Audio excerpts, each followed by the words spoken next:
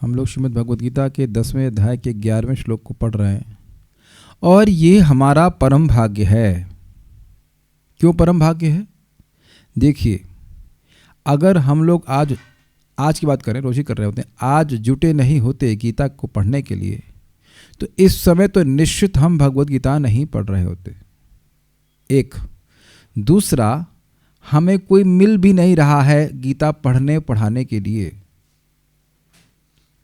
मैं खाली बोल नहीं रहा हूँ, जिसके मैं जो बोल रहा हूँ वो मैं देख कर बोल रहा हूँ। अगर आप उसे देखेंगे तब आपको समझ में आएगा कि कितना महत्वपूर्ण है ये।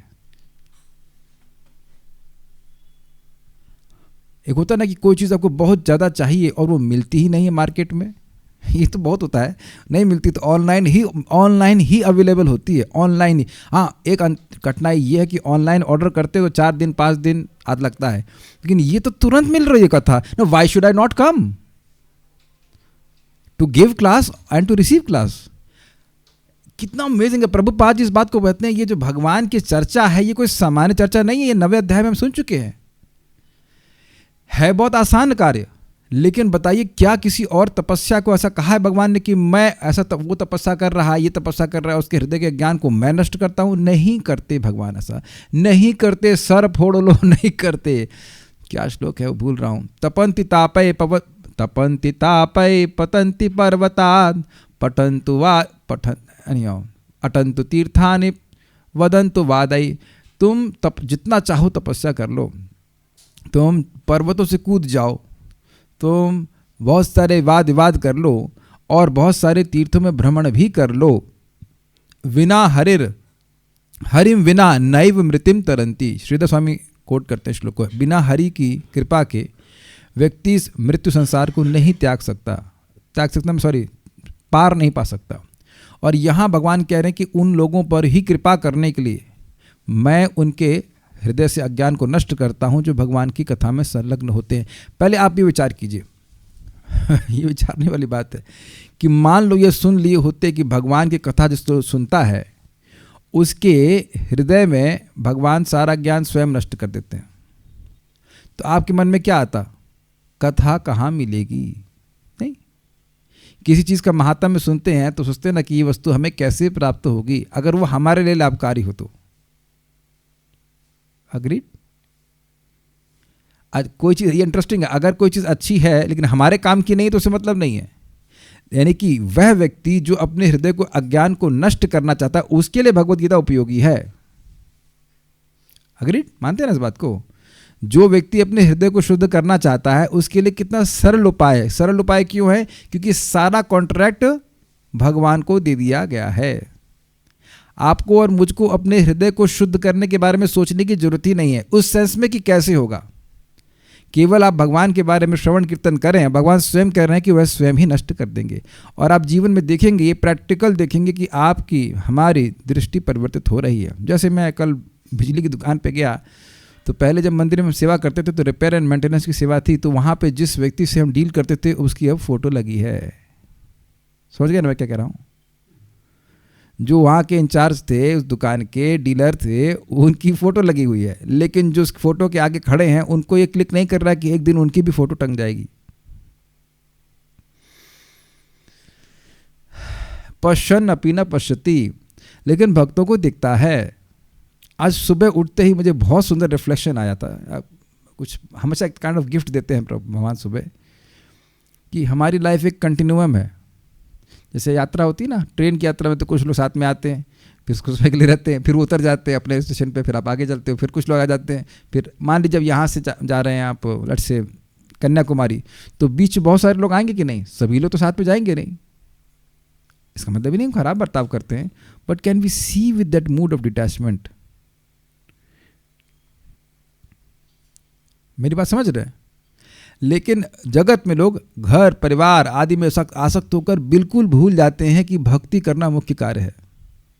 तो इस तरह से भगवान धीरे धीरे करके हमारे अज्ञान को नष्ट करना चाहिए। एक और इंटरेस्टिंग एग्जाम्पल है, आप लोगों के मन में एक प्रश्न नहीं आता कि भगवान अज्ञान तो नष्ट करते हैं लेकिन ये ज्ञान का दीप तुरंत क्यों नहीं जलाते, एकदम से क्यों नहीं जलाते? ये प्रश्न नहीं आपके मन में आया श्लोक को सुनते हुए? लग रहा है कोई प्रश्न नहीं कर रहा है। अब भाई कहेंगे कि भगवान जब उनको ज्ञान का दीप जलाना ही है तो तुरंत ही दीप जला दें। तो अब आप देखेंगे, ये भी आज रिफ्लेक्शन मुझे आज सुबह आया। मैं सुबह सो ही रहा था तो रोशनी जलाई गई, तो वो रोशनी बहुत तीव्र थी। मैंने कहा मैं आंखें बंद कर लूँगा, रुको रुको रुको, अभी नहीं, 1 मिनट रुको, अभी थोड़ा, अभी रुको। क्या ऐसा अनुभव आप लोग को हुआ है कि आप बहुत समय से सो रहे हैं अंधकार में और रोशनी बहुत तीव्र कर दी जाए तो आपसे सहन नहीं होती? अरे कुछ लोग ऐसे लग रहा है सब लोग के ब्रेसेस ला के आए हुए हैं, कुछ नहीं समझा, ऐसे तो कर सकते हैं, ऐसे ऐसे नहीं, कुछ नहीं, ऐसे कभी नहीं महसूस होता है आप लोग को कि एकदम से तीव्र रोशनी आ जाए तो उसको सहन नहीं कर पाते हैं। तो अब ऐसा क्या हो जाएगा? देखिए, हम लोग इस जगत के केंद्र नहीं हैं, लेकिन हम इस बात को स्वीकार नहीं कर सकते तुरंत। Do you agree? हम भोक्ता नहीं हैं, लेकिन इसको तुरंत स्वीकार नहीं कर सकते। भगवान हमारे हृदय को शुद्ध कर दीजिए, लेकिन अभी नहीं। ये कुछ इच्छाएं हैं जो हम स्वयं ही पकड़े रहना चाहते हैं। तो भगवान धीरे धीरे धीरे धीरे करके हृदय को शुद्ध करते हैं। यद्यपि वह तुरंत शुद्ध कर सकते हैं, लेकिन धीरे धीरे करते हैं कि ये एकदम थोड़ा ये डोज सहन कर ले। आपने अनुभव किया ना, जब लाइटिंग को धीरे धीरे करके बढ़ाते हैं तो आंखों में दिक्कत नहीं आती है, और एकदम से लाइट मार देते हैं, प्रकाश हो जाता है, दिक्कत हो जाती है। कोई विरोध हो तो बताइएगा। ये मेरे शब्द नहीं है। मैंने महाराज से पूछा था, परम पूज्य वृंदावन चंद महाराज से यही प्रश्न किया, महाराज इतना टाइम क्यों लगा रहे भगवान, जल्दी से हृदय को शुद्ध क्यों नहीं कर देते? तो महाराज कह रहे थे कि भाई एक बात तो ये है कि कोई व्यक्ति ऐसे ये खंबा है, मान लीजिए, इस खंबे को व्यक्ति पकड़ा हुआ है और कहे मुझे छोड़ दो, मुझे छोड़ दो, तो पकड़ दे तुम हो ना। तो ऐसी अवस्था में अगर जो खंबे को कस के पकड़ा है उसको खींचा जाएगा बहुत तीव्रता से तो उसको कष्ट हो जाएगा। इसलिए भगवान धीरे धीरे करके शुद्धिकरण करते हैं। एक दूसरा चीज़ ये है कि यह भी हो सकता है कि हम अपनी आसक्तियों से आसक्त हों। तो अगर व्यक्ति अपनी आसक्तियों से आसक्त होगा तो वह उन आसक्तियों को त्यागना नहीं चाहेगा। तो भगवान धीरे धीरे करके उन आसक्तियों की व्यर्थता दिखाते हैं। ओके, मुझे लग रहा है कि आप कन्विंस हुए होंगे। आप कहेंगे नहीं, मैं अपनी आसक्तियों से आसक्त नहीं हूं। क्या क्या आसक्ति हैं जरा गिन लेते हैं। धन की आसक्ति, स्त्री की आसक्ति, फॉलोअर्स की आसक्ति, स्कॉलरशिप की आसक्ति, ये मुख्य आसक्तियां हैं। अब परम पूज्य राधानाथ महाराज कह रहे थे, कितने लोग हम में से कह सकते हैं कि हम नहीं चाहते धन को? तो आप देखिए, अब आप प्रैक्टिकल देखिए, ये एकदम ऐसे ना शीशा देखने वाली बात है। हम कह रहे हैं भगवान हमारे हृदय को शुद्ध कर दीजिए, लेकिन धन की इच्छा को हम अपने हृदय में रखें। मैं भी रखा हूं, ऐसा नहीं कि मेरे हृदय में धन की इच्छा है ही नहीं। भक्ति हम धन प्राप्त करने के लिए नहीं कर रहे हैं, लेकिन डर रहता, अरे कहीं सारा धन चला गया तो कुछ धन की इच्छा है कि नहीं। अगर आपको नहीं का मतलब समझ में नहीं आ रहा तो मैं थोड़ा सा ग्रॉसली बताता हूं। क्या मल खाने की इच्छा है? समझ में आ गया? मैं धन को मल नहीं कह रहा हूं, मैं बोल रहा हूं कि मल खाने की इच्छा होती ही नहीं है, नहीं होती ना इंसानों की। तो वैसे धन को ना प्राप्त करने की इच्छा, लेश मात्र भी ना इच्छा हो, तो आप देखेंगे कि हम ही लोग आ सकते हैं, अरे धन तो चाहिए, धन के बिना कैसे चलेगा, एसी कैसे चलेगा, गर्मी आएगी तो एसी के बिना कैसे चलाऊंगा, इत्यादि इत्यादि। इसीलिए भगवान धीरे धीरे उस वस्तु की व्यर्थता दिखाते हैं। धन का उपयोग होता है, ऐसी बात नहीं है, लेकिन एक लालसा में पड़े रहना क्या है, हाई पैसा, हाई पैसा। आप कहेंगे प्रभु जी सब बातें क्या बोलते, भक्तों संग तो ऐसा होता नहीं है। होता है। कल मेरे मित्र आए, उनकी पत्नी को भी दूसरा बेबी हुआ है, तो उसको टांग कर लेके जाती है नौकरी करने के लिए, क्योंकि नौकरी लग गई है, लेकिन जब पे नहीं आती क्योंकि बच्चा है ना। आप समझ गए मेरा कटाक्ष। 10 से लेकर के 9 से लेकर के 4 बजे तक बच्चे को लेकर के पढ़ाने चली जाती हैं क्योंकि कुछ पैसा मिलता है, लेकिन जब में नहीं आना है क्योंकि बच्चा है। समझ गए ना कितना कठिन कार्य है। मेरा तो दिमाग घूम गया कि भाई 2-3 महीने का बेबी है तो कैसे लेके पढ़ाती होंगी, क्या करती होंगी। बच्चा लेकर के तो टीचर नहीं पढ़ाती है, नहीं पढ़ाती ना, तो वहाँ भी कुछ व्यवस्था करके रखा होगा। तो पॉइंट इज दैट कि लोग बहुत विश्वास रखे हुए हैं कि धन से हम सुखी हो जाएंगे। ये आसक्ति है और इस आसक्ति को हम त्यागना भी नहीं चाहते। तो भगवान धीरे धीरे धीरे धीरे धीरे धीरे करके करते हैं। उसका बहुत प्रबल तरीका है भगवान की कथा को सुनना। कथा में आसक्त होते चले जाएंगे तो अपने आप अन्य चीज़ों से अनासक्त होंगे। आज मुझे बहुत भयावह और सुंदर सपना आया। क्या बोल रहे हैं, एक बात बोलिए, भयावह या तो सुंदर। सपना बहुत भयावह था, लेकिन उसके मुझे बहुत अच्छा लगा सुनकर, देख कर। क्या बातें कह रहे हैं। मैंने देखा कि मैं लैपटॉप वैपटॉप कुछ लेकर लेता, उसमें कथा सब स्टोर करता हूँ। तो वह कई स्थान पे गया हूँ जहाँ लोग कह रहे हैं कि नहीं, तुम आज से कथा कह ही नहीं सकते। एक बहुत बड़ा इस्टेब्लिशमेंट है और उसमें मैं वहाँ हूँ, और एक्चुअली वो आईआईटी का हॉस्टल जैसा लग रहा था समथिंग लाइक दैट।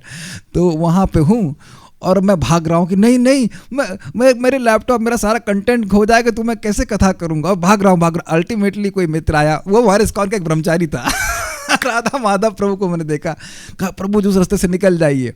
मैंने रास्ते से निकल के भाग करके गेट के बाहर निकल गया, और फिर अब मैं सिक्योर हूँ। और जब मैं उठा तो मेरा हृदय वाकई इतना धड़क रहा था कि इट्स लाइक पल्सेटिंग। मतलब मैं इतना घबरा रहा था कि ये लोग तो मुझे जिंदगी में कथा भी नहीं करने देंगे। आप समझ गए कि यद्यपि नहीं, सही में मेरा हृदय, मैं इसीलिए मैं एकदम घबरा के उठ गया कि आप समझते कैसे भी हुआ, सही हृदय एकदम जोर से, ऐसे नॉर्मल वाला नहीं, बिल्कुल धक धक धक धक कर रहा है, ऐसे लग रहा है बिल्कुल ऐसे। और हाथ मैंने टच किया, मैंने कहा वाकई क्या मेरा हृदय ऐसे धक धक कर रहा है। तो मैंने टच किया तो इतना जोर से हिल रहा था, मतलब घबरा गया था मैं। कोई भूत से नहीं घबराया था कि कथा नहीं कहने दिया जाएगा, अरे ऐसे कैसे जिएंगे।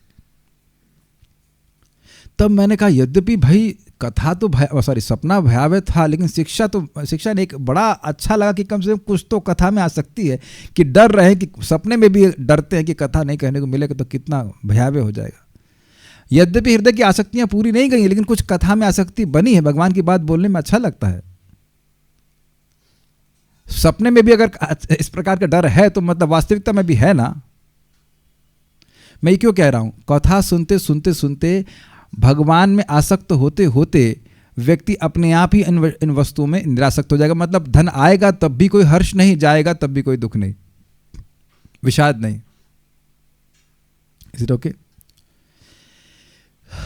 ये सब भगवान की कथा से होता। तो इसीलिए भगवान आप कह रहे हैं कि जो लोग भगवान की कथा में लगे हुए हैं, भगवान के श्रवण कीर्तन में लगे, उनके हृदय के अज्ञान को भगवान नष्ट करते हैं। और कोई तपस्या करने वाले को नहीं करते। तो फिर वापस इसी पॉइंट पे आते हैं, हमें अपने हृदय को शुद्ध करना है। किसी और तपस्या करने से भगवान की कृपा मिलती नहीं है, और श्रवण कीर्तन करने से भगवान की कृपा मिलती ही है, मिलती ही है। इसलिए हम भगवान के श्रवण कीर्तन में ही अपने जीवन को संलग्न करेंगे, अधिक से अधिक, मैक्सिमम।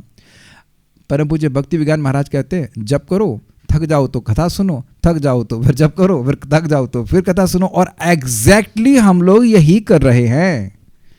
जप करते हैं, थोड़ा प्रसाद पाया, फिर आए कथा सुनने, फिर थोड़ा जाके रेस्ट किया, उसके बाद फिर जप कर लिया, फिर कथा सुन लिया। This is exactly what we are doing, and this exactly what is supposed to be done. और बाकी सेवाएं इसलिए हैं थोड़ा सा कवर अप कर लेने के लिए, लेकिन मेन तो चीज़ है कि श्रवण कीर्तन करते रहें, और उससे बहुत जल्दी भगवान की प्राप्ति होगी। तो उम्मीद है कि इस बात के महत्व को आप लोग समझ रहे हैं। एक बात मैं और कहूँगा, परम पूज्य राधानाथ महाराज इस बात में कह रहे थे कि देखो, भक्तों के संग आप बैठ के बहुत सारी बातें कर सकते हो, लेकिन किताब खोल करके पढ़ना ये वास्तविक तपस्या है। और इस तपस्या को भगवान ने 4th चैप्टर में भगवद गीता में रेफर किया था। बहवो ज्ञान तपसा, पूरा कीजिए, पूता मद भाव मागता। बहुत सारे, 1 2 3 4 5 3 3 6 7 और बाकी इधर 51 लोग, 51 7 58 लोग, बहुत सारे हो गए ना। द्विवचन से तो अधिक हुआ ना, बहुवचन हो गया। बहवो ज्ञान तपसा, बहुत सारे लोग इस ज्ञान की तपस्या से पूता, पवित्र होकर, मद भाव मागता, मेरी सत्ता को आते हैं, मेरे धाम की प्राप्ति करते हैं। This is not going in when, जो हम गीता पढ़ रहे हैं। एक और बढ़िया बात थी, एक भक्त हमें बता रहे थे, 3 साल से वो जुड़े हुए हैं कथा में। तो उन्हें बहुत अच्छी बात बताई, कहा कि हमको शुरुआत में कथा समझ में नहीं आती थी, सुनने में अच्छी लगती थी। Is it not interesting? अब देखिए, जो भक्त ने ये बात बोला, अपना फीडबैक दिया, एकदम शास्त्र के अनुकूल है। भवंती हृतकर्ण रसायन कथा, पहले कानों को अच्छी लगती है, फिर जब अर्थ समझ में आने लगता है तो हृदय को भी अच्छी लगती है। तो अब देखिए, ये तपस्या कितनी बढ़िया है, सुख भी देती है और भगवान की अनुकंपा को भी प्राप्त कराती है, और हृदय का ज्ञान भी नष्ट होता है। आराम से प्रसाद खा के आओ, कथा सुनो और आगे बढ़ते चले जाइए। यही प्रमाणिक तरीका है भगवान की प्राप्ति का। तो चलिए इसको फिर से पढ़ते हैं आगे। तेषामेवानुकंपा, एक मिनट एक और एक भक्त हमको बोले, प्रभु जी कृपा कीजिएगा, हमने कहा ये सब बातें हमसे मत किया करिए, ब्लेसिंग हमसे मत मांगा करिए, जब में तो आते नहीं हो तो कहाँ से ब्लेसिंग देंगे बताइए। ये ब्लेसिंग देने के लिए ही तो सुबह उठ के मर के जा रहे हैं जब करने के लिए, है कि नहीं? तब तो आप आते नहीं, तब क्या ब्लेसिंग मांग रहे हैं? इधर से निकल रहा होता तो मैं दे देता, ऐसे दोनों हाथ अपनी तरफ ही रख लेता मैं, इधर से ब्लेसिंग, उधर से ब्लेसिंग। Is it not? आप लोगों को क्यों दूंगा मैं? खुद ही नहीं चाहिए मेरे को ब्लेसिंग। एक बहुत अच्छे ब्रह्मचारी हैं, भागवत के प्रेमी हयग्रीव प्रभु मैं भी उनको ऐसे बोला, प्रभु मुझे ब्लेसिंग दीजिए, तो कहते हैं क्या भागवत में ब्लेसिंग्स नहीं है जो मुझसे मांगते हो? बड़ा इंटरेस्टिंग पॉइंट है। इसका मतलब ये नहीं कि हम भक्तों से ब्लेसिंग नहीं मांगे, ठीक है, दैट्स उनके वेलविशिंग बहुत इंपॉर्टेंट है, लेकिन आपका जो प्रयास है उससे अपने आप ब्लेसिंग मिलती है। क्या आप ये बात इन श्लोकों में देख रहे हैं? कथयन्तश्च माम नित्य तुष्यन्ति च रमन्ति च, क्या ये ब्लेसिंग वाला श्लोक नहीं है? तेषामेवानुकंपार्थम, पिछले वाला श्लोक ब्लेसिंग श्लोक नहीं था कि तदामि बुद्धि योगम तम ये न माम अपयान्ति, क्या ये भगवान की ब्लेसिंग नहीं है? क्या ये भगवान की कृपा नहीं है? भगवान के श्रवण कीर्तन में लग रहे हैं, पहली बात तो यही कृपा है। मैं इसको एक बार और बात बोलना चाहता हूं। देखिए, भगवान जब हम पर कृपा कर रहे हैं तो हमें भक्तों की संगति दे रहे हैं और हमारी ऐसी मनोवृत्ति दे रहे हैं कि हम उनके संग में आकर श्रवण कीर्तन करें। समझ में आ गया?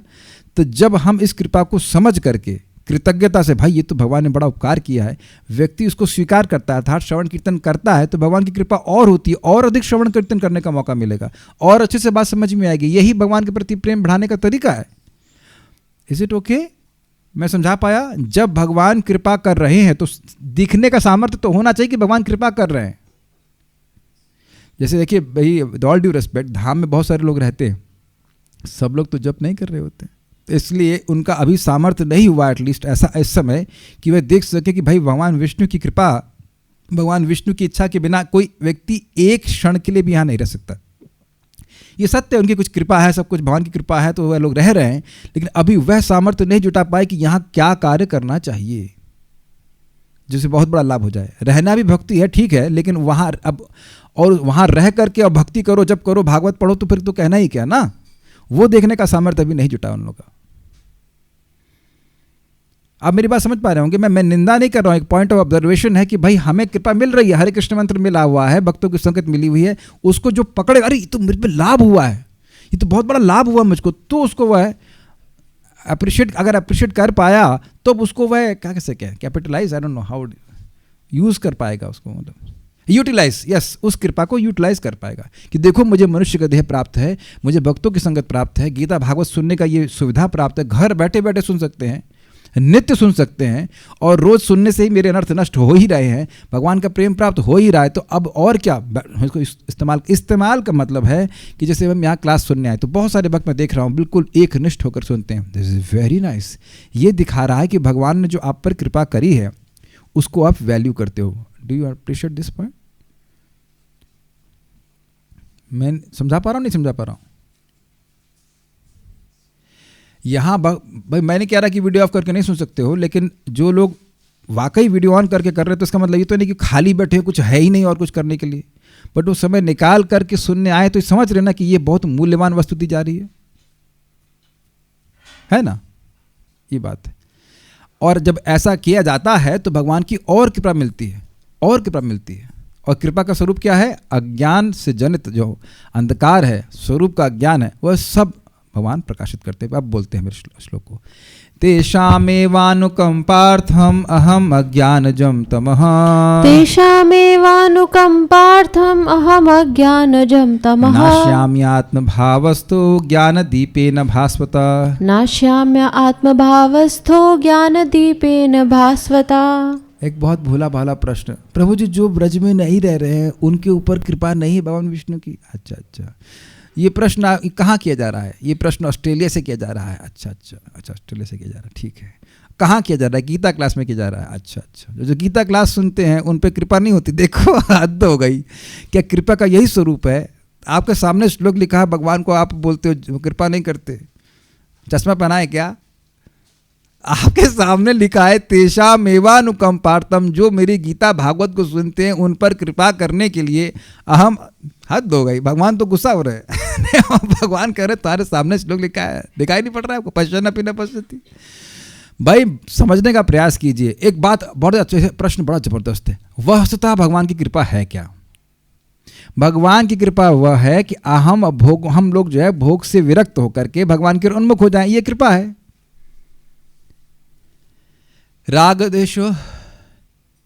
राग द्वेषो विमुक्तस्तु विषयान इंद्रियश्चरन् आत्मवैश्यैर विधेयात्मा प्रसादम अधिगच्छति। राग और द्वेष से विशेष रूप से मुक्त होते हुए, आज अच्छा लग रहा है बुरा लग रहा है उससे मतलब नहीं, भक्ति करना ही है। राग और द्वेष से विमुक्त होते हुए विषयान इंद्रियश्चरन्, अपनी इंद्रियों को विषय से जाने से रोकते हुए, आत्मवश्यैर विधेयात्मा, अपने आत्मवश्यैर विधेयात्मा, आत्मवश्यर मतलब अपने मन में, अपनी मन के द्वारा अपनी इंद्रियों को वश में करते हुए, विधेय आत्मा, विधि का पालन करने वाला मन होते हुए, विधि का पालन करने वाला मन वाला होते हुए, ऐसा मन हो जाए कि वो विधि के पालन करे। हम लोग कर रहे हैं कि नहीं अभी विधि पालन? सुबह जब करना है, फिर भोग बनाना है भगवान के लिए, विधि, फिर क्लास में आना है, not an sense of duty but एक विधि है, नहीं नियम है कि नहीं? तो विधि आत्मा होकर के प्रसादम अधिगच्छति, भगवान की कृपा को प्राप्त करता है। और यही बात यहाँ फिर से भगवान कह रहे हैं कि जो विधि की तरह, बिल्कुल हमको भगवान के बारे में ही सुनना है, हम फालतू बात नहीं करेंगे। अग्रीड? हम भगवान के यश का प्रचार करेंगे, स्वयं भी बोलेंगे, दूसरों को बुलवाएंगे, तो उन पर कृपा होती है।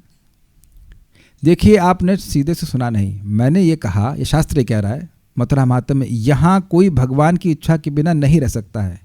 लेकिन इसका अर्थ ये नहीं कहा जा रहा है कि जो धाम के बाहर रह रहा है वो भगवान की इच्छा, भगवान की कृपा से रहित है।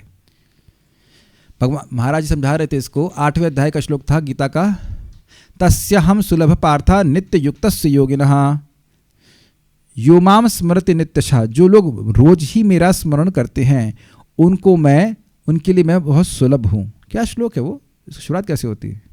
अनन्य चेता सततम यो माम स्मरति नित्यशः तस्या अहम सुलभ पार्थ नित्य युक्तस्य योगिनः। अनन्य चेत होकर के जो मेरा रोज स्मरण करते हैं, नित्य स्मरण करते हैं, तस्या अहम सुलभ पार्थ, उनके लिए मैं हे पार्थ सुलभ हूँ। नित्य युक्तस्य योगिनः, जो नित्य युक्त रहना चाहते हैं, नित्य युक्त रहते हैं योगी, या फिर एक अर्थ है जो भगवान से अपने संबंध को, नित्य संबंध को जागृत करना चाहते हैं। यही सब चीज़ें तो इन श्लोकों में सीख रहे हैं, कोई नई बात सीख रहे हैं?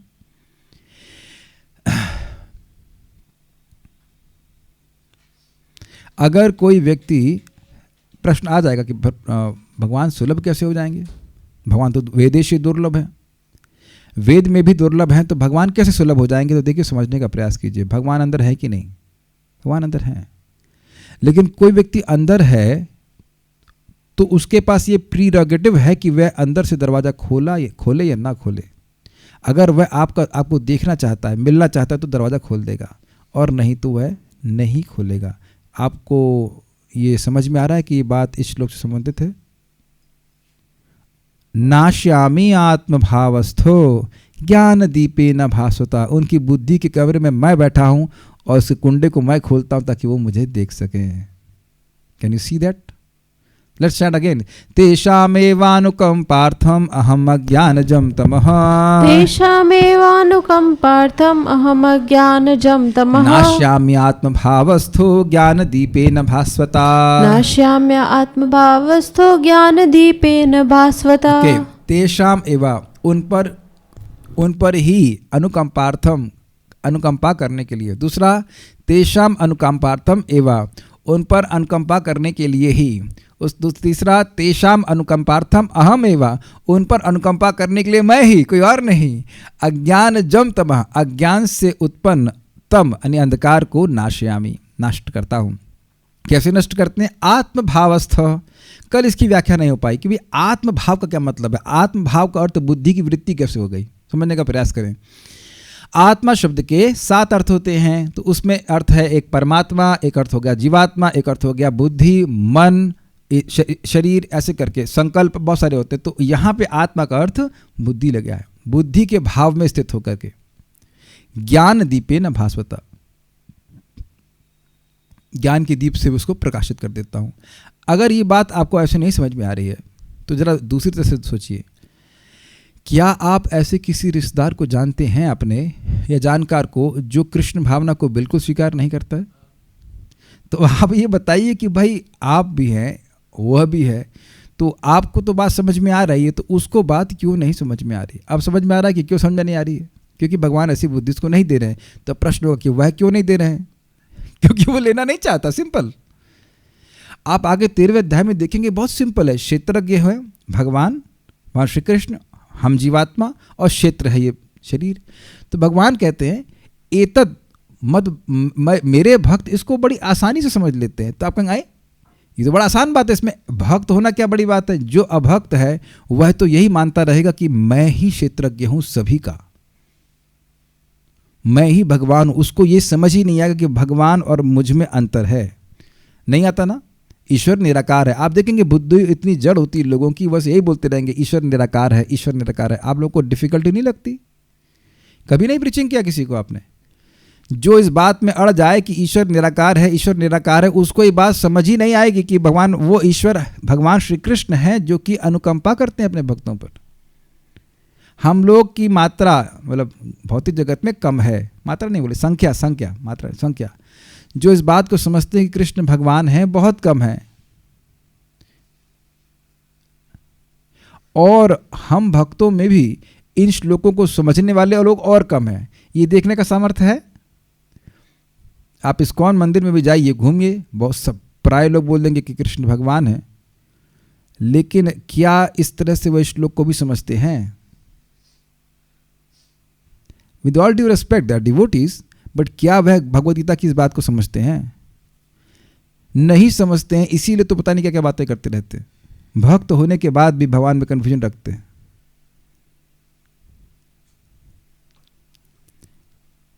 तो आगे पढ़ते हैं।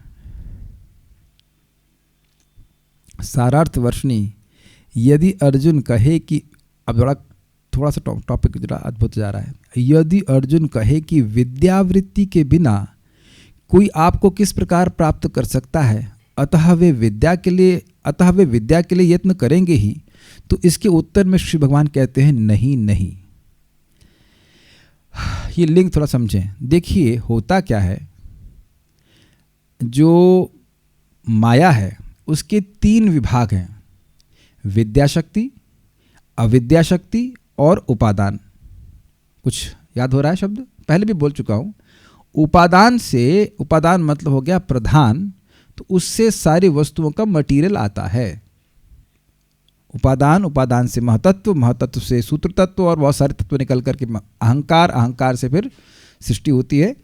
तो ये हो गया तामसिक अहंकार, राजसिक अहंकार, सात्विक अहंकार। इससे विभिन्न प्रकार के पदार्थों की सृष्टि होती है। जो पदार्थ का स्रोत है वह माया का वह विभाग है जिसे उपादान कहते हैं। जैसे यहाँ पे आप लोग रोटी बनाते हो आटे से, तो आटा जो है उसका उपादान कारण हो गया, जिस वस्तु से वो बनता है। आप लोग रेसिपी देखते होंगे किसी चीज़ की, तो उसमें जीरा, सरसों, कड़ी पत्ता, ये सब हो रहता है, तो वह सब उसके उपादान कारण हो गए। ये क्लियर है? इससे जीवात्मा का ज्ञान नहीं ढकता है, उपादान कारण से जीवात्मा का ज्ञान नहीं ढकता है। मेरी भाषा समझ में आ गई सबको? ओके, हाँ। नेक्स्ट, अविद्या शक्ति। अविद्या शक्ति जो है वह उसके 2 भाग होते हैं, आवरणात्मिका और प्रक्षेपात्मिका। तो वह जीवात्मा के ज्ञान को ढकती है। ठीक, तो अब विद्या शक्ति क्या करती है? जो अविद्या नहीं है, यानी अनावरणात्मिका, अनप्रक्षेपात्मिका, यानी कि जीवात्मा को यह अनुभव करवा देती है कि वह देह नहीं है, देह से पृथक आत्मा है। लेकिन तो कोई व्यक्ति कहे कि भाई आप उनको बुद्धि योग देते हैं, लेकिन उनको अपने स्वरूप का ज्ञान प्राप्त करने के लिए तो विद्या शक्ति का आश्रय लेना पड़ेगा ना। सतोगुण, वो सतोगुण की वृत्ति होती है, वह है माइक वृत्ति, लेकिन सतोगुण हमारे स्वरूप को प्रकाशन करने में हेल्प करता है, ऐसे कहना चाहिए।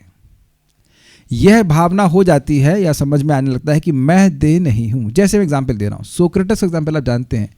सोक्रेटस एक फिलोसोफर थे और उनको यह अनुभव था कि वह देह नहीं है। वह क्या है यह नहीं पता था, लेकिन देह नहीं है। 3 चेतना, मैं देह हूं अविद्या, मैं देह नहीं हूं विद्या, लेकिन मैं कृष्ण का सेवक हूं, ये भी उस व्यक्ति को नहीं पता है। सोक्रेटस को लोग मारने के लिए आए तो उन्होंने कहा कि तुम मुझे मारोगे बाद में, पहले तुम मुझे पकड़ के दिखाओ। कुछ समझ में आया? उससे पूछो कि तुम कौन हो सोक्रेटस, तो वह ये नहीं बोलेगा कि मैं कृष्ण का नित्य सेवक हूँ। तो ये बात तो अंतरंगा शक्ति के द्वारा प्रकट होती है, भगवान की भक्ति शक्ति के द्वारा। समझ में आ रही बात? लेकिन ये भाव जरूर हो जाता है उनका तपस्या के द्वारा, सतगुण के अनुशीलन के द्वारा, कि मैं यह देह नहीं हूँ। तो देह की जो अध्यास है, अपने को देह मानने वाली जो भावना है, उसकी निवृत्ति विद्या शक्ति कर देती है। तो ये कह रहे हैं कि क्या भक्तों को भी स्वरूप अपना अनुभव करने के लिए विद्या शक्ति का आश्रय नहीं लेना पड़ेगा? क्या उसके लिए उन्हें कुछ प्रयास नहीं करना पड़ेगा? क्या सत्वगुण का अनुशीलन को अलग से नहीं करना पड़ेगा? तो भगवान कहते हैं नहीं करना पड़ेगा, मैं स्वयं ही सारा कुछ अज्ञान नष्ट कर दूंगा। ये थोड़ा टेक्निकल बात हो रही है, लेकिन थोड़ा सा समझ लेंगे तो आसान होगा। कुछ समझ पे आ रहे हैं मेरी बात? विद्या, अविद्या और उपादान। ठीक है, मैं उपादान बोल गया, कुछ नहीं, उपादान नहीं, क्या से पहले बता? प्रधान, विद्या, अविद्या और प्रधान। मैं उपादान बोल देता क्या? प्रधान तो उपादान ही होता है, लेकिन विद्या, अविद्या और प्रधान, ये तीन है। प्रधान इज उपादान कारण ऑफ एवरीथिंग। मैं थोड़ा सा गलत बात सोच रहा था, प्रधान मुख से निकल रहा था उपादान, पता नहीं प्रधान बोला था कि उपादान बोला था, वो तो ठीक है। एनीवेज, तो प्रधान जो है वह हमको अंधकार में नहीं डालता है। अविद्या शक्ति के कारण हम पदार्थ से अपनी पहचान करते हैं। तो माया के 3 विभाग याद हुए? चलिए बताइए आप, माया के 3 विभाग क्या है? विद्या शक्ति, अविद्या शक्ति और प्रधान। प्रधान क्या करता है? प्रधान से ही इस जगत की हर वस्तु का पदार्थ आता है। आप मान लीजिए मैं आपसे कहूं कि आलू टमाटर की सब्जी बनानी है, तो उसमें क्या क्या डालेंगे आप? आलू, टमाटर और छौंक लगाने की वस्तुएं। ओके, तो वो सारी वस्तुएं कौन से कारण हो गए? उपादान कारण हो गए। यस, यही बात बोल, सिंपल। ठीक, आलू की सब्जी बना करके भावना हो जाती है कि आप आलू की सब्जी हैं नहीं होती है।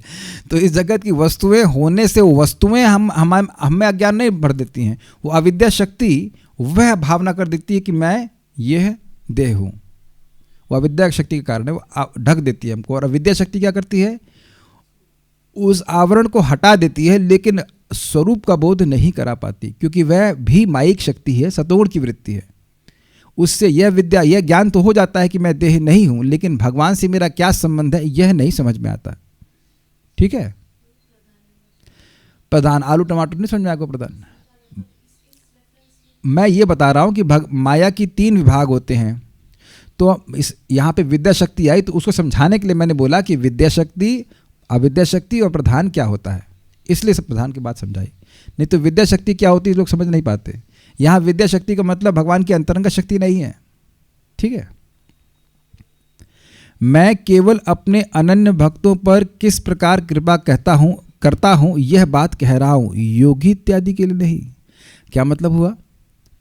तेषाम एव अनुकंपार्थम, उन पर ही कृपा करने के लिए। अर्थात भगवान की कृपा योगियों पे नहीं होती। योगी करते अष्टांग योगी आदि हैं, उन पर ऐसी कृपा नहीं होती है। वह यद्यपि हो सकता है, हो ही जाता है कि वह देह के अध्यास से मुक्त हो जाए, कि वह देह नहीं है, लेकिन वो भगवान के क्या है ये बात समझ में नहीं आती। देखिए, आप कहेंगे ये सब बात आने की जरूरत क्या है? जब जिस व्यक्ति को भगवान से अपना संबंध जागृत हो जाता है, तो उसकी भगवान के प्रति अत्यधिक आसक्ति होती है। जगत से विरक्ति और भगवान में आसक्ति।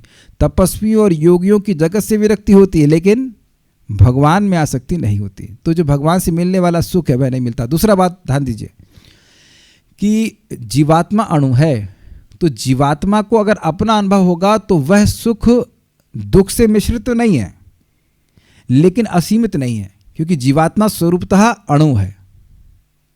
लेकिन भगवान क्योंकि स्वरूपतः असीमित हैं, तो उनकी अनुभूति होने से जीवात्मा को असीमित सुख मिलेगा। तो थोड़ा भेद समझ में आ रहा है कि नहीं आ रहा है? और भगवान का अनुभव तभी होगा जब व्यक्ति को भगवान की अंतरंगा शक्ति का संपर्क प्राप्त हो। जैसे कि अभी हम गीता पढ़ रहे हैं, तो भगवान की अंतरंगा शक्ति का संपर्क मिलता है। जप करते हैं, भगवान का प्रसाद खाते हैं, जो भी भक्ति के कार्य हैं वह भगवान की अंतरंगा शक्ति के अंतर्गत संपादित किए जाते हैं। तो वह अंतरंगा शक्ति का संपर्क अन्य योगियों को नहीं मिलता, केवल भक्ति योगी को ही मिलता है, पहले दिन से ही मिल रहा है। क्लियर? ठीक है। मेरी कृपा प्राप्त करने के लिए उन्हें कोई चिंता नहीं करनी पड़ती है ना। This is amazing. ये प्रश्न तो मैं समझता हूं इस्कॉन में कई बार भक्तों को पूछा जाता है, वक्ताओं को, प्रभु जी, माता जी, भगवान की कृपा हमें कैसे मिलेगी? भगवान यहाँ चक्रवर्ती बात कह रहे कि कृपा की चिंता करने की जरूरत ही नहीं है, कृपा कथा में छुपी है। यही कृपा है कि कथा में रुचि है, और अगर कथा में रुचि नहीं है तो कोई कृपा नहीं है, कोई भी नहीं, क्योंकि तेषाम एवानुकंपार्थम अहम अज्ञानजं तमः। जो भगवान की कथा में रुचि रखते उन्हीं पर कृपा करने के लिए भगवान उनके हृदय के अज्ञान को नष्ट करते हैं। क्या सारी बातें लॉजिकली समझ में आ रही हैं? अच्छा, आप लोग को ये कथा में आना नॉर्मल लगता है ना? जस्ट इजी है ना? नॉर्मल है ना? नॉर्मल है तो इस क्लास को 5 करोड़ व्यूज क्यों नहीं मिल रहे, और ना कभी मिलेंगे? जब द्वापर युग में हजारों में से कोई एक सुन रहा था, तो कलयुग में क्या बढ़ जाएगा? Have you ever thought this? If it was so easy, why everyone cannot come? उनको नहीं चाहिए, तो आप समझ गए ना बात? तो उनके चित्त में भगवान की कथा के प्रति आकर्षण क्यों नहीं हो रहा है? क्योंकि भगवान की कृपा नहीं मिली है, क्योंकि भगवान की कृपा नहीं प्राप्त हुई है। भगवान की कृपा होती है तो हमें भक्त संग में, कथा श्रवण में रुचि होती है। मैं बातें बहुत धीरे धीरे बोल रहा हूँ। कथा तो लोग बहुत सुन रहे हैं, लेकिन जरूरी नहीं कि वो भगवान के भक्तों से सुन रहे हो। और आप कहेंगे ऐसा कैसे हो रहा है? तो उनके जीवन में कोई परिवर्तन भी नहीं आ रहा।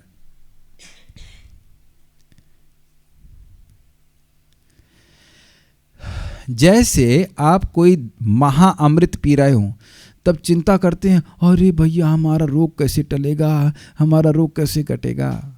चिंता बस अमृत पीने की होगी कि अमृत मिलेगा कैसे। अब पीने के बाद अब चिंता नहीं करते हैं कि मेरा रोग कैसे ठीक होगा। क्या कहती है सुंदरा माता जी? गलत तो नहीं कहना है। अमृत कैसे मिलेगा उसकी चिंता होनी चाहिए, लेकिन अमृत मिलने के बाद अब चिंता नहीं करना है। अमृत सारा अपना कार्य अपने आप करेगा कि नहीं करता है? करता ही है।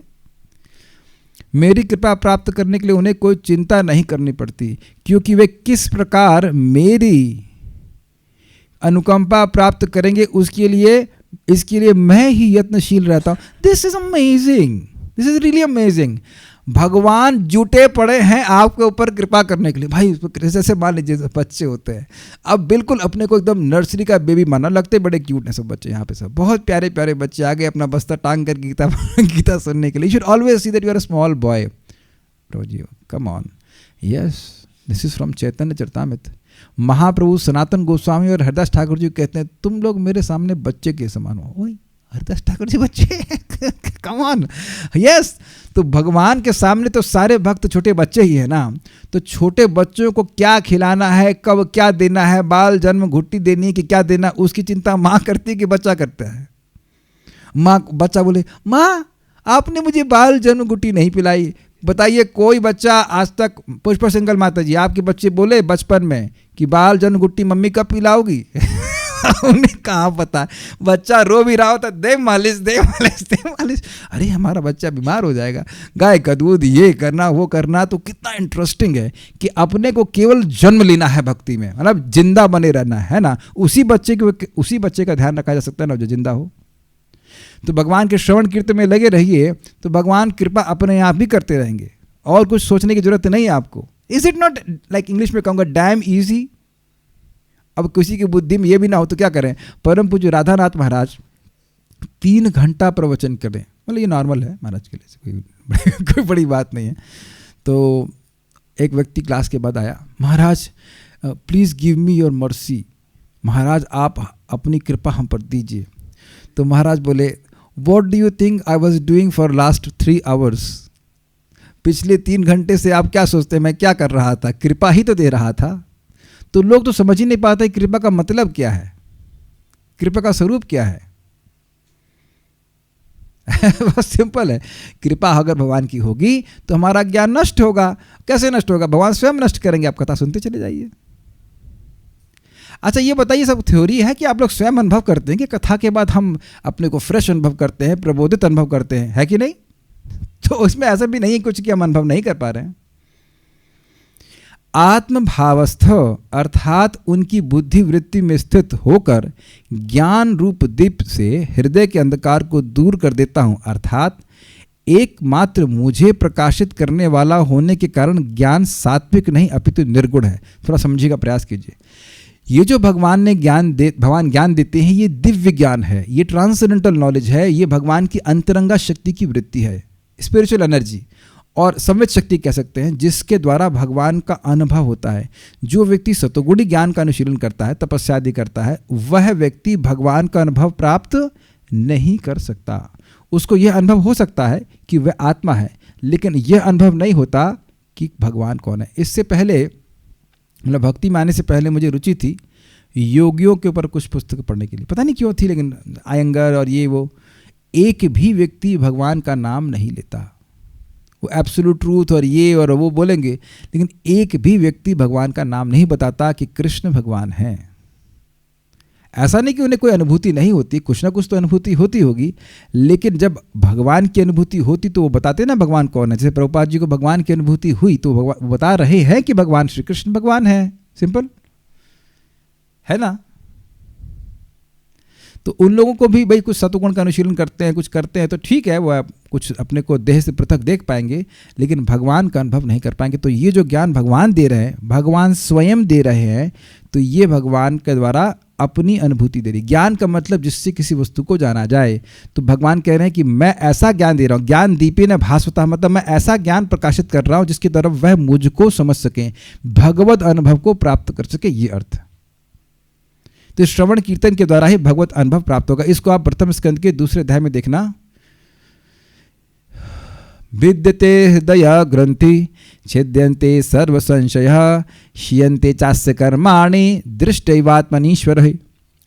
हृदय की जो ग्रंथि है, ये जो मिथ्यांकार है, वह भिद जाती है, नष्ट हो जाती है। विद्यते हृदय ग्रंथि छिद्यन्ते सर्व संशय, सारे संशय दूर हो जाते हैं। अब इसका क्या मतलब है? इसको मतलब 2 मिनट बाद बताता हूँ।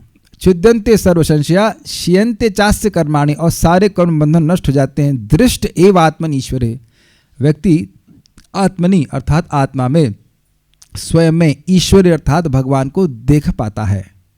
तो संशय क्या था? भगवान है कि नहीं है? आप लोग को उसमें संशय है कि नहीं है? नहीं संशय ना? तो कभी भय तो लगता नहीं होगा। मेरा प्रश्न समझ में आया आप लोगों को? भगवान जो सर्वशक्तिमान है वो मेरे हृदय में ही है, फिर भी भय लगता है ना, क्या होगा? कुछ तो करना चाहिए ना। आपके बच्चों को भी ऐसे भय लगता है ना? आपके पास सामर्थ्य असीमित है नहीं, लेकिन बच्चों को ये विश्वास है कि हमारे माता पिता हमारे साथ में हैं, हमारी रक्षा करेंगे, जबकि माता पिता के पास असीमित सामर्थ्य नहीं है, लेकिन वह भय रहित रहते हैं। और हम लोग अपने हृदय में भगवान को अगर वास्तविक रूप से विश्वास हो कि हैं और हमारे सुहृद हैं, तब भय क्यों होगा? या लोगों को संशय हो सकता है कि पता नहीं भगवान है कि नहीं, लेकिन अगर जैसे बोला जाए कि माता पिता दिखते हैं तो संशय क्यों करें? ऐसे ही भगवान दिखने लग जाएंगे। ये सब आप प्रथम स्कंद के दूसरे अध्याय को पढ़ेंगे तो उसमें केवल ये सब बताया गया, कथा के प्रभाव से ही ऐसा होता है। भगवान के बारे में सुनते रहने से भगवान प्रसन्न हो जाते हैं और भगवान सारे बंधनों को, सारे अवरोधों को स्वयं ही काट देते हैं, जिसके द्वारा भक्त भगवान को नहीं देख पा रहा होता है। आप मेरी बात समझ पा रहे हैं? तो ये जो ज्ञान है वह भगवान दिव्य ज्ञान दे रहे हैं, ट्रांसेंडेंटल नॉलेज, जिसके द्वारा भगवान का अनुभव होता है, अनुभूति होती है। ये कोई सात्विक ज्ञान नहीं जिससे केवल आत्मा का अनुभव हो। ठीक है, नेक्स्ट। निर्गुण होने पर भी भक्ति से उत्पन्न होने के कारण यह विलक्षण ज्ञान है। विलक्षण मतलब विशेष ज्ञान है। भक्ति कर रहा था, इस कारण से ज्ञान उत्पन्न हुआ। उस ज्ञान द्वीप द्वारा मैं ही उनके हृदय अंधकार को नष्ट करता हूं, अतः वे लोग इसके लिए क्यों प्रयत्न करेंगे? अगर आपको याद हो, कल मैंने समझाया था कि जो लोग खाना नहीं बनाते वो खाना बनाने का प्रयास ही नहीं करते। जो खाना बन के आ रहा है तो क्यों प्रयास करेंगे? उसी प्रकार से जब भगवान ने जिम्मेवारी ले ली कि भाई तुम्हारा ज्ञान मैं नष्ट करूंगा, तो तुम बस अब काम करो, अपना काम करो यार। अगर भगवान हमारे भाई खड़े हो, तुम्हारा दिमाग खराब है, तुमको बोला ना आप लोग कथा श्रवण करते रहो, तुम क्यों चिंता कर रहे हो कि तुम्हारा ज्ञान होगा, नष्ट होगा कि नहीं होगा, कैसी भक्ति में प्रगति करोगे, मैं करवाऊंगा, तुम चिंता मत करो। Got it? उसी तरह से भगवान कह रहे हैं कि तुमको चिंता करने की जरूरत नहीं है। बल्कि भागवत में कहा गया कि भक्तों को तो मालूम ही नहीं चलता कि उनका संसार कब नष्ट हो गया। अनन्यास चिंत, अच्छा अब ये बड़ा सुंदर श्लोक है। अरे क्यों प्रयास नहीं करेंगे? मान को कहे कि क्यों प्रयास नहीं करेंगे, तो कहते हैं अनन्यास चिंतयन्तु माम ये जनः पर्युपासते तेषाम नित्याभियुक्ता नाम योगक्षेमं वहाम्यहम्। जो अनन्य भाव से मेरा चिंतन करते हैं, ये जनः पर्युपासते और परिता उपासते, मेरा बढ़िया से उपासना कर रहे होते हैं, तेषाम नित्य अभियुक्ता नाम, जो मेरे नित्य संग के अभिलाषी हैं, योगक्षेमं वहाम्यहम्, उनके योग क्षेम का वहन मैं करता हूँ। योग मतलब जो नहीं है वो लेके आना, और क्षेम मतलब जो है उसका रक्षा करना। तो ये केवल भौतिक अर्थ में नहीं है, मैं क्या कह रहा हूँ, केवल भौतिक अर्थ में नहीं है, बल्कि पारमार्थिक अर्थ में भी है। जो भक्ति में उनके पास नहीं है योग्यता, वो लाके देते हैं, और जो है उसको बनाकर रखते हैं। तो जो अज्ञान जनित अंधकार था, उसकी वजह से कुछ अयोग्यता थी ना भक्त में, तो उस अज्ञान को नष्ट करके उसको आध्यात्मिक अनुभूति लाने की रिस्पॉन्सिबिलिटी किसकी है? भगवान की है। इसी को कहा जाता है अतः श्री कृष्ण नामादि न भवेद ग्राह्यमिन्द्रियै सेवोन्मुखे हि जीवादौ स्वयमेव स्फुरतः। भगवान श्री कृष्ण का नाम रूप आदि सब दिव्य, अतः इसलिए अतः श्री कृष्ण नाम आदि न भवेद ग्राह्यम इंद्रिय, भगवान के नाम रूप आदि ये सब भौतिक इंद्रियों द्वारा ग्राह्य नहीं है। लेकिन किंतु सेवोन्मुखे ही जीवादौ, जब वह अपनी जीव की शुरुआत करके भगवान की सेवा करना चाहता है, यानी भगवान का प्रसाद ग्रहण करता है और भगवान के बारे में बोलता है, हरि नाम बोलता है, कथा बोलता है, तो स्वयं एव स्फुरतः, स्वयं ही ये सारे भगवान के नाम रूप गुण लीला आदि प्रकट हो जाते हैं। तो प्रकट हो जाते का मतलब क्या है? स्फूर्ति कहाँ होती है? हृदय में। यहाँ भी बात हो रही हृदय में। तो जो स्फूर्ति नहीं हो रही थी उसको योग भगवान ला के देते हैं, और जो स्फूर्ति बन गई उसको बना के रखते हैं। समझ में आ गया? जो भगवान का रियलाइजेशन अभी नहीं है वो ला के देते हैं, अर्थात योग, और जो रियलाइजेशन हो गया उसको बना के रखते हैं, अर्थात क्षेम। तो भक्तों को चिंता करने की जरूरत नहीं, भगवान उनके मैनेजर हैं। क्लियर? तो हमने ये करना है कि हम अपने स्तर पर जितने अच्छी तरह से भगवान को संतुष्ट कर सके वह करें। जब कर रहे हैं अच्छे से करने का प्रयास कीजिए, उत्साहित से, उत्साह होकर के। भोजन बना रहे हैं भगवान के लिए, पूरा उत्साह से बनाइए। कथा कह रहे हैं या कुछ भी और कार्य कर रहे हैं भगवान के संबंध में, पूरा उत्साह से कीजिए। Krishna sees your enthusiasm. आज बहुत सुंदर रिफ्लेक्शन आया मेरे मन में कि हम जब संख्या को महत्व देते हैं, अच्छी बात है, लेकिन क्यों नहीं एक एक नाम के महत्व पे विचार किया जाए, एंड बी एंथ्यूज्ड। हम थोड़ा सा आपकी निंदा कर रहे हैं, इनका कभी कभी जब लेट हो जाता है तो हम पूछते कितने माला हुई, तो ये उत्तर नहीं बताती हैं। अभी हो रही है। अरे भाई 10 भी हुई है तो कितना हुआ? आपको गिनती है 10 का मतलब कितना होता है? 10 माला का मतलब कितना होता है पता है? तभी तो वे परेशान हो जाती हैं, नहीं मैं अभी नहीं। कह रहे भाई बता दो, फिर सेवा को सबसे एडजस्ट कर लेंगे। नहीं वो हो रही, बस अभी कर लूँगा। अरे भाई समझो, एक ही नाम का अनंत लाभ है। 10 माला तो बहुत हुआ।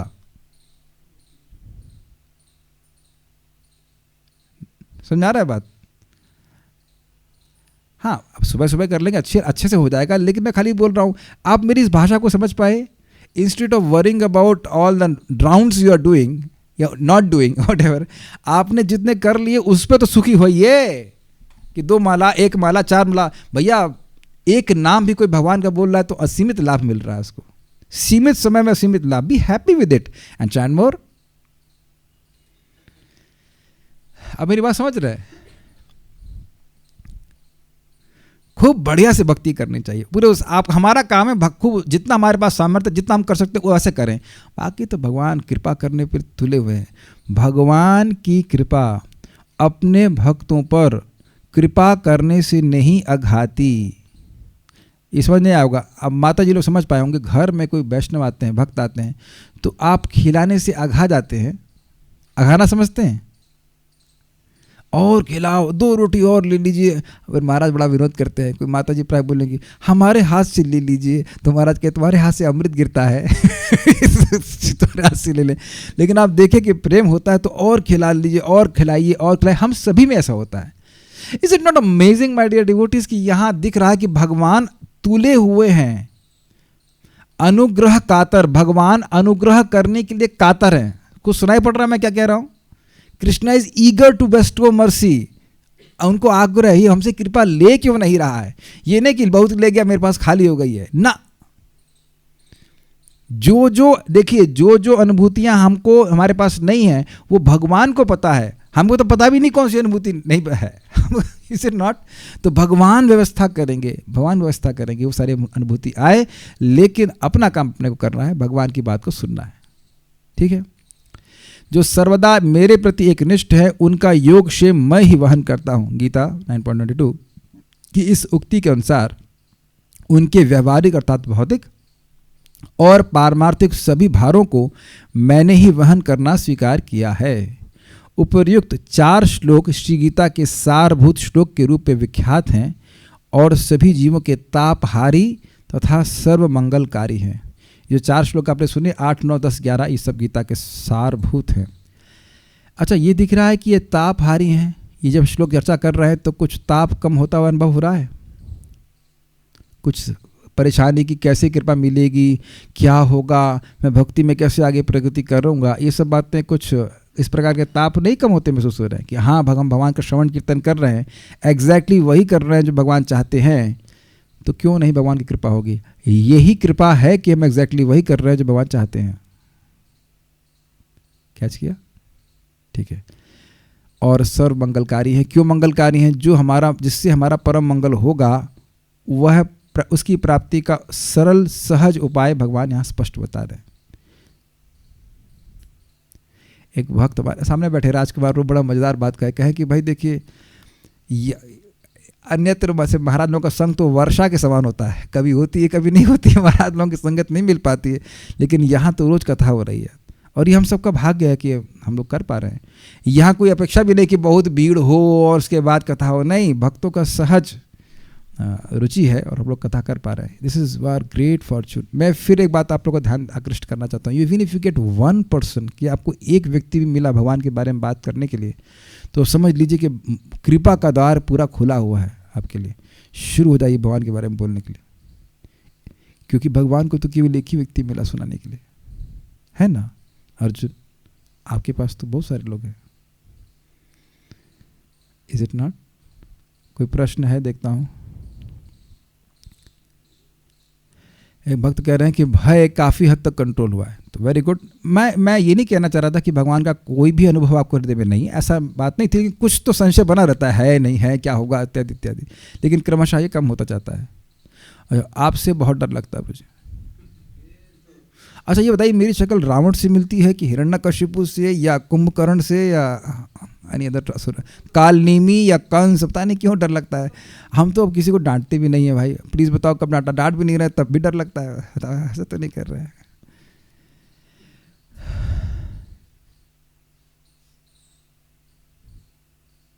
ओह अच्छा ठीक है। एनीवेज, नहीं हम डरा, मैंने ये सिस्टम छोड़ ही दिया।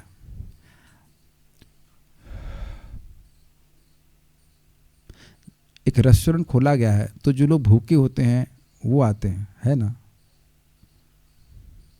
अब जिसको भूख है ही नहीं उसको क्या आप कन्विंस करेंगे कि आइए रेस्टोरेंट में खाइए?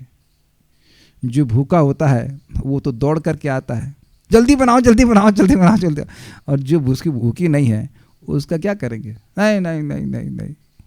अग्रीड।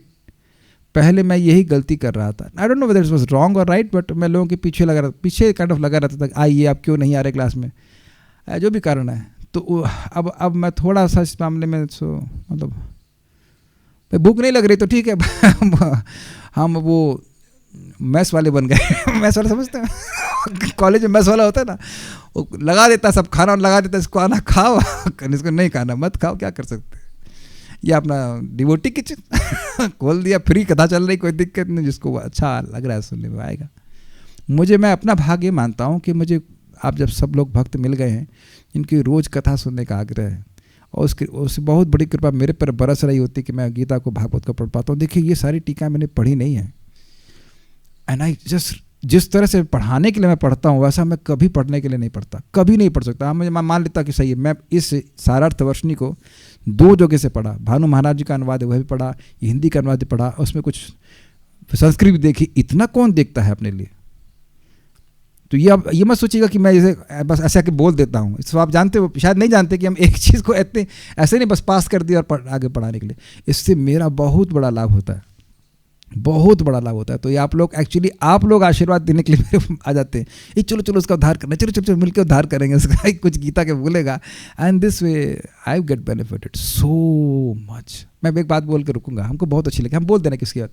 तुलसीदास जी कहते हैं कि देखिए भगवान का यश असीम है, बहुत सुंदर बात कहते हैं। और ये सेम चीज़ हमने भागवत से सुनी थी कि देखिए आकाश असीम है, और पहले तुलसीदास जी क्या कहते हैं? तुलसीदास जी कहते हैं कि देखिए भगवान का यश असीम है, तो मैं यह नहीं कह रहा हूं कि मैं उस यश को गिन लूंगा, ना ये मैं प्रयास कर रहा हूं, लेकिन भगवान के यश को बोलने से जो असीमित लाभ है उसको प्राप्त करने के लोभ से बोल रहा हूं, यद्यपि मैं अयोग्य हूं। This is amazing, this is brilliant, बहुत बड़े तरह से रखा गया है। हम लोग 100% अयोग्य हैं, लेकिन बोलेंगे तो भाई, जब दुनिया के लोगों को बोल करके अपने को नरक में गिरा रहे हैं है कि नहीं, तो क्यों ना भगवान के बारे में बोलने का प्रयास किया जाए। वो गलत इन द सेंस मतलब ठीक से नहीं भी जाएगा, कम से कम ये इच्छा होनी चाहिए कि मैं भगवान का यश बोल रहा हूँ। भगवान तो दिख रहे हैं ना अंदर बैठे। जैसे देखिए आप कभी कभी भक्तों को देखते होंगे, कभी कभी आपको हरे कृष्णा की जगह वो हेट कृष्णा लिख देते हैं। ऐसा हुआ अपना संग? वो लिखना चाहते हैं हरे कृष्णा लेकिन लिख देते हैं हेट कृष्णा, तो अर्थ बिल्कुल अलग हो गया ना, हेट कृष्णा और हरे कृष्णा। लेकिन आप भी समझ जाते हैं कि भाई ये हमारा मित्र है, ये हेट कृष्णा नहीं लिखना चाहता, ये हरे कृष्णा लिखना चाहता है। Is it not amazing? जब आप इस बात को समझ रहे हैं कि ये हरे कृष्णा लिखना चाहते थे, ये हेट कृष्णा हो गया, तो भगवान नहीं समझ रहे हैं कि हम लोग उनका यश गाना चाहते हैं।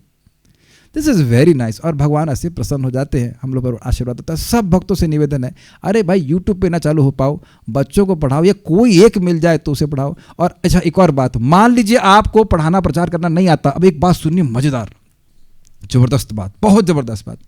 परम पूज्य वृंदावन चंद महाराज इस बात को समझा रहे थे, बड़े सिंपल पॉइंट्स हैं। कह रहे थे भाई देखो, श्रद्धा है और युक्ति है। अगर उसके पास युक्ति है, लॉजिक है, न्याय समझ रहा है, तो वह दूसरों को भी प्रचार कर पाएगा। और श्रद्धा भी है, बहुत अच्छी बात है, खुद भी करेगा, दूसरों को भी प्रचार कर पाएगा। लेकिन अगर मान लो युक्ति नहीं है, दूसरों को कन्विंस करने की क्षमता नहीं है, लेकिन श्रद्धा है, तो उसकी कोई क्षति नहीं है ना, क्योंकि वह खुद तो भक्ति करेगा ही ना। क्या इन बातों को समझ पा रहे हैं? नहीं, अगर दूसरों को नहीं प्रचार कर पा रहे, चलो कोई बात नहीं, लेकिन खुद तो बच जाएंगे ना। क्योंकि अगर कथा में आते हैं तो श्रद्धा बन जाती है। आप नहीं देखते श्रद्धा बढ़ जाती है हर बार? श्रद्धा बढ़ी हुई रहेगी तो आप स्वाभाविक रूप से भक्ति करेंगे, और अपरा तो उद्धार हो जाएगा ना, कि उसमें भी दिक्कत है। और एक भक्त बता रहे थे कि कुछ इन प्रवचनों को सुन करके कुछ लोग, अन्य लोग भी गीता की क्लास दे रहे हैं, तो अगर आप लोग नहीं आएंगे, मतलब भगवान करे आप लोग आते रहें, तो आप लोग के आने से ही तो प्रवचन हो रहा है, तो उससे अन्य लोगों को भी लाभ हो रहा है। तो क्या ये प्रचार में सहायता नहीं है? आपकी खुद की समझावट भी अच्छी हो रही, दूसरों को भी लाभ हो रहा है। What is the difficulty? भगवान को यश को वश को बोलने की इच्छा होनी चाहिए। कुछ और भी कहना चाहते हैं भक्त?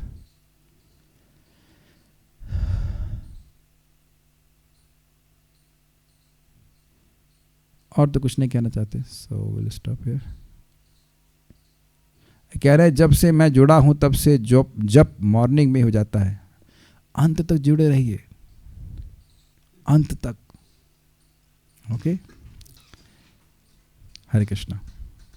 9.30 का एक रिफ्लेक्शन बोल के छोड़ता हूं आप लोगों को कि भगवान कह रहे हैं, even if you are the most imperfect person, even if you are perfect in becoming imperfect, अपि चेतसु दुराचारो, but if you take the most perfect process of bhakti, exclusive bhakti, I'll make you the most perfect person among the perfects. Think the mercy of Krishna. Think about the mercy of Krishna. अगर अपूर्ण होने में आप पूर्ण हैं, perfect हैं, तो भक्ति के इस पूर्ण प्रक्रिया को स्वीकार करें जो सारी प्रक्रिया में सर्वश्रेष्ठ है। तो सारे श्रेष्ठ लोगों में मैं आपको सर्वश्रेष्ठ बना दूंगा। ये भगवान का कृपा है। यहाँ दिख रहा है ना, योग और क्षेम, जो भी सुदुराचार था वो सब नष्ट करके सारे सद्गुण जो नहीं थे उनको जोड़ लेंगे, और जो सद्गुण आ गए उसको बनाकर रखेंगे। एक मिनट आप बस, मैं छोड़ूंगा नहीं इससे पहले, जो भी भगवान ने आपको भक्ति के द्वारा सद्गुण दे दिए हैं वो चले जाते हैं क्या, वो विद्यमान रह ही जा रहे हैं? कुछ सद्गुण आ गए ना। मैं नहीं समझ रहा हूं कि आप में से कोई भी भक्त सुबह सोने का संकल्प लेगा। कोई बात खड़ा मत करना। तो एक सद्गुण अगर आ गया है कि सुबह उठना ही है, तब बीमार हो की अलग बात है, लेकिन संकल्प ही नहीं उठ रहे दे रहे भगवान की सुबह सोना है। आप में से बहुत लोगों का संकल्प हो गया होगा कि बिना भजन किए हम खाना नहीं खाएंगे, obviously unless we are sick और समथिंग। और मुझे बात याद आ रही थी क्योंकि हरिदास ठाकुर जी के मन में भी इसी भावना थी कि मैं जब तक भजन अपना नहीं कर लेता, भजन भजन भजन नहीं कर लेता, तब तक मैं भोजन कैसे ग्रहण कर सकता हूँ। हम लोग वो 3 लाख की बात करते थे, हम लोग 16 लाख की बात कर रहे हैं, लेकिन बात तो वही है ना, छोटा साइज बड़ा सा है। लेकिन आप देख रहे हैं कि कितना बड़ा सद्गुण है।